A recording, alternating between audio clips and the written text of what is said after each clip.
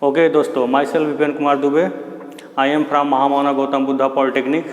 I am going to teach you about the fluorescent lamp today. आज हम fluorescent lamp के बारे में स्टडी करेंगे. हमारा अगर वीडियो आपको अच्छा लगेगा तो इसको शेयर, सब्सक्राइब, लाइक ज़रूर करिएगा. डिस्क्रिप्शन बॉक्स में टेलीग्राम का ग्रुप है, लिंक ग्रुप है, आप उसको ज़रूर ज्वाइन करिएगा.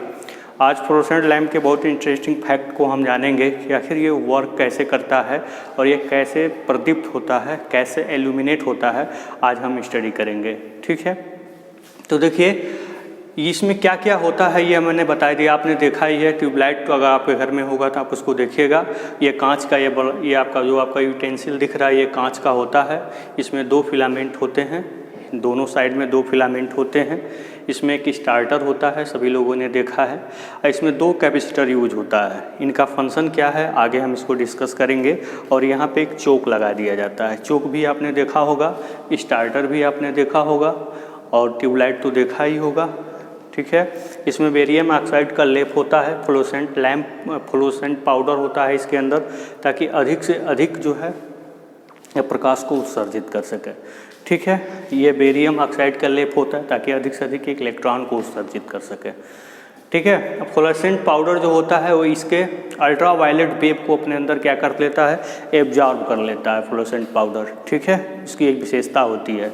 अब ये देखिए वर्क कैसे करता है, इसको हम एक्सप्लेन करने जा रहे हैं. ठीक है, बेहतर तरीके से इसको हम एक्सप्लेन करेंगे. देखिए हम जब इसको सप्लाई देते हैं तो होता क्या है, स्टार्टिंग में ये करंट ऐसे होते हुए ऐसे होते हुए ऐसे होते हुए ऐसे होते हुए स्टार्टर के से होते हुए ये बी की ओर जाता है. यानी कि जब हम सप्लाई देते हैं तो करंट कैसे फ्लो होता है, ए टू स्टार्टर, स्टार्टर से बी की ओर फ्लो होता है. ठीक है, तो फिर आखिर इसके अंदर आर्गन नियान गैस भरने की क्या ज़रूरत है.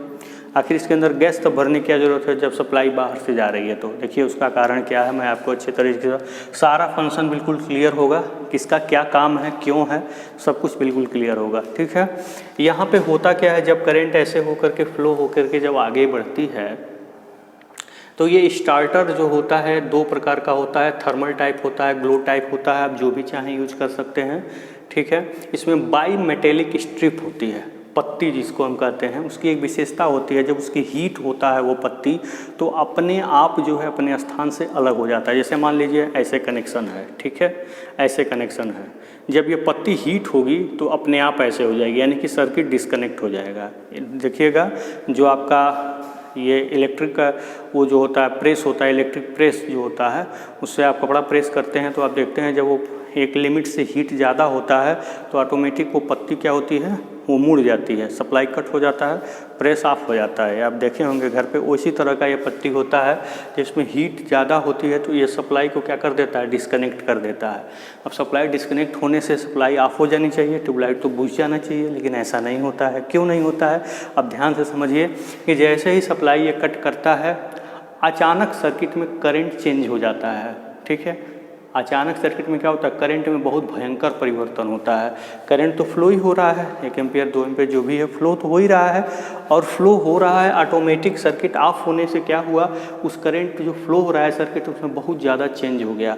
और जब करंट में चेंजिंग होती है तो इसमें क्या जनरेट हो जाता है, इंडक्टेंस. ठीक है, इंडक्टिव इफेक्ट के कारण होता क्या है कि इसमें बहुत ज़्यादा वोल्टेज जनरेट हो जाता है. जब करंट में चेंजिंग होती है तो उसमें क्या होता है, इस इंडक्टर में बहुत ज़्यादा वोल्टेज यानी कि लगभग 1000 वोल्ट जो है जनरेट हो जाता है. और 1000 वोल्ट एपियर कहाँ होता है, इन्हीं दोनों के क्रॉस जो है एपियर होता है. ठीक है, इस चोक के थ्रू इन दोनों के क्रॉस बहुत हाई वोल्टेज जनरेट होता है due to changing in current in the circuit. Circuit में करंट के चेंज होने के कारण बहुत हाई वोल्टेज जनरेट होता है और इन दोनों फिलामेंटों के क्रॉस जो होता है ये अप्लाई होता है. जब 1000 वोल्ट इनके बीच में मिलता है तो इनके बीच जो आर्गन और नियान गैस भरा हुआ है ये गैस क्या हो जाती हैं, ब्रेक डाउन हो जाती हैं. क्या हो जाती हैं, ब्रेक डाउन हो जाती हैं. ब्रेक डाउन का शब्द का मतलब क्या है कि इलेक्ट्रॉन न्यूक्लियस से फ्री हो जाते हैं. ठीक है, जैसे इंसुलेटर में होता क्या है, इलेक्ट्रॉन जो होते हैं न्यूक्लियस से बहुत ही स्ट्रांगली अटैक्ट होते हैं. ठीक है, मतलब बहुत ज़बरदस्त तरीके से न्यूक्लियस से अट्रैक्ट होते हैं। इसीलिए जब उसमें हम सर्किट में उसको हम लगाते हैं इंसुलेटर को, तो उसमें करंट फ्लो नहीं होती है। क्यों? क्योंकि इलेक्ट्रॉन न्यूक्लियस के पास में होते हैं और बहुत स्ट्रांगली अट्रैक्टेड होते हैं। लेकिन हम ऐसा कुछ करें कि वो जो बॉन्ड है, जो अट्रैक्शन है न्यूक्लियस के अगेंस्ट, अगर वो टूट जाए तो वो इलेक्ट्रॉन भी फ्री हो जाएंगे, उसमें करंट फ्लो होने लग जाएगा। ठीक है, तो इसी प्रोसेस को हम क्या बोलते हैं? ब्रेक डाउन बोलते हैं। आप एयर को देख लीजिए, एयर में तो करंट फ्लो होता नहीं है क्योंकि एयर इंसुलेटर है। अगर एयर में करंट फ्लो होता है, जो ट्रांसमिशन या डिस्ट्रीब्यूशन लाइनें हैं उनके थ्रू करंट आ जाता, हम लोग मर जाते। लेकिन एयर में एक पर्टिकुलर, जब हम इसके 1 सेंटीमीटर का हम वोल्टेज 30,000 वोल्ट करते हैं तो होता क्या है, 30 के भी हम वोल्ट करते हैं तो होता क्या है, एयर भी ब्रेक डाउन हो जाता है, इसमें करंट फ्लो होने लगता है, जिसको आर्क कहते हैं।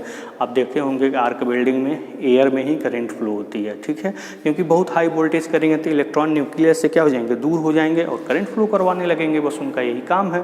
तो इंसुलेटर भी ब्रेक डाउन होता है। जैसे मान लीजिए ये आपका पिन इंसुलेटर हुआ जो पोलों पे लगा होता है, इनका एक डिज़ाइन है कि भाई ये पिन इंसुलेटर है तो 33,000 वोल्ट पे काम करेगा। लेकिन 33,000 से ज़्यादा देंगे तो उसके इलेक्ट्रॉन क्या होंगे, न्यूक्लियस से फ्री हो जाएंगे, यानी कि वो कंडक्टर बन जाएगा। ब्रेक डाउन होने का मतलब सेंस यही है। ठीक है, तो ये जो यहाँ जो गैस भरा हुआ वो क्या हो जाता है, ब्रेक डाउन हो जाता है। अब ब्रेक डाउन होने के कारण अब सर्किट ऐसे नहीं फ्लो होती है, करंट अब ऐसे नहीं फ्लो होता है। अब करंट क्या होता है, ऐसे फ्लो होता है। ठीक है, करंट क्या होता है, ऐसे फ्लो होता है। अब करंट ऐसे फ्लो नहीं होता है। तो स्टार्टर का बस फंक्शन जो होता है, एक ट्यूबलाइट को केवल स्टार्ट करना होता है। अब यहाँ देखिए कैपेसिटर क्यों लगा हुआ है, कैपेसिटर लगने का कारण क्या है। यहाँ पे ये जो कैपेसिटर है क्यों लगा हुआ है, ये रेडियो इंटरफ्रेंस को कम करने के लिए लगा हुआ है। ठीक है, ये 0.05 माइक्रोफैरड का ये कैपेसिटर होता है। ये क्यों लगा होता है, जैसे मान लीजिए जब ट्यूबलाइट जलता है ना, तो अगर रेडियो आपने रखा है तो उसमें डिस्टार्सन आने लगती है, रेडियो ड्यू टू रेडिएशन। ठीक है, मतलब डिस्टार्सन आने का मतलब खटपट खटखट फटफट फटखट करने लगता है। जो चैनल आप देख रहे हैं रेडियो में वो ठीक से नहीं चलेगा, उसमें कुछ खटखटाहट आने लगेगी। इसीलिए कैपेसिटर लगा देते हैं जो इस रेडियो इंटरफ्रेंस को क्या करे, जो रेडियो चलने की जो बाधा है उसको दूर करने के लिए हम यहाँ कैपेसिटर लगा देंगे। ठीक, लगा देते हैं। और फिर यहाँ पे जो कैपेसिटर लगाते हैं, चूँकि ये इंडक्टर है, ये सर्किट में जब लगाएंगे तो करंट क्या हो जाती है, वोल्टेज से पीछे चली जाती है, जानते ही हैं। तो होता क्या है, एंगल बढ़ जाता है वोल्टेज और करंट के बीच का। एंगल बढ़ जाने से पावर फैक्टर क्या हो जाएगा, कम हो जाएगा। जैसे पावर फैक्टर क्या होता है आपका, cos फाई होता है, क्योंकि आप जानते हैं एक्टिव पावर P बराबर क्या होता है, cos फाई। एक पावर का फैक्टर यही है ना, cos फाई। ये क्या है, पावर फैक्टर है ये। और जब ये करंट की वैल्यू स्टार्टिंग में बढ़ जाती है इंडक्टर के कारण, जब फाई बढ़ जाएगी तो कास फाई क्या हो जाएगा, कम हो जाएगा। क्यों? क्योंकि कास 0 का मान मैक्सिमम 1 होता है, आकाश 90 का मान 0 होता है। क्योंकि एंगल बढ़ने से कास फाई की वैल्यू घटती जाती है, तो आप जानते ही हैं। इसलिए एंगल ज़्यादा हो जाता है in the case of inductor, और पावर फैक्टर कम हो जाता है। पावर फैक्टर कम होने से क्या होगा, देखिए ये जो है कांस्टेंट पावर डिवाइस की अगर हम बात करें तो होगा क्या, ये करंट को आप इधर भेजिए। ठीक है,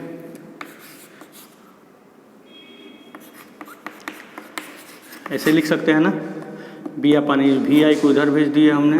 पावर और वोल्टेज सिस्टम का लगभग कांस्टेंट होता है, तो cos phi inversely proportional to I. जब ये लो हुआ तो करंट की वैल्यू बढ़ जाएगी। करंट की वैल्यू बढ़ जाने से सिस्टम में लॉसेज ज़्यादा होंगे, ड्रॉप भी ज़्यादा होगा, बहुत सारे नुकसान होंगे। ठीक है, लॉसेस होंगे, एफिशिएंसी कम हो जाएगी, वोल्टेज रेगुलेशन आपका पुअर हो जाएगा, बहुत सारे नुकसान होंगे। इसीलिए हम पावर फैक्टर को क्या करते हैं, इम्प्रूव करने की कोशिश करते हैं। ठीक है, अब ये कैसे इम्प्रूव होते हैं इसको देखिए। यहाँ कैपेसिटर लगा देने से कैसे होगा, यहाँ रेसिस्टेंस मात्र करंट को कंट्रोल करने के लिए लगाया गया है।